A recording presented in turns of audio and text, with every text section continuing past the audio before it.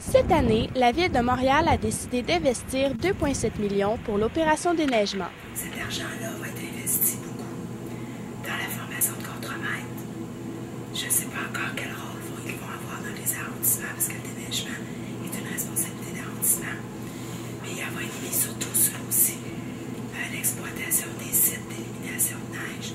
Donc, l'organisation des heures, l'ouverture de nouveaux sites, donc toute cette gestion. Cet investissement sème le doute aux citoyens des 19 arrondissements qui composent la grande ville de Montréal. J'espère que ça va aller bien cette année. En nettoyant, c'est pas mal de fun. Là, aujourd'hui, c'est la première journée, mais en espérant que cette semaine, ça va aller mieux. Chaque arrondissement assure une collaboration afin de faire voir une nette amélioration dans l'opération déneigement.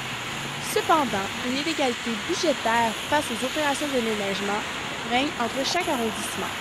En arrondissement actuellement, ce qu'on parle, celui de Villeray-Saint-Michel, Parc Extension, a dans son budget l'équivalent de 5 tempêtes de neige par année, c'est-à-dire 10 millions.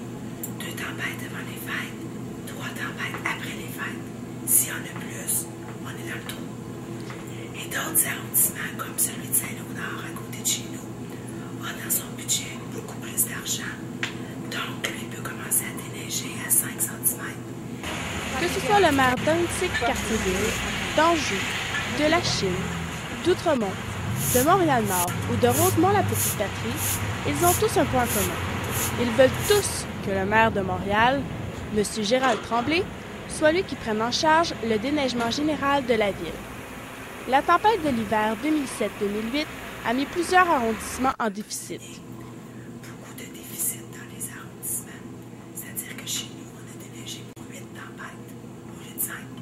Ce qui fait qu'on était à 3,4 millions dans le trou. On est allé chercher tout le surplus qu'on avait en arrondissement, tout notre fond. On l'a mis dans la neige et quand même, on a encore 2 millions dans le trou.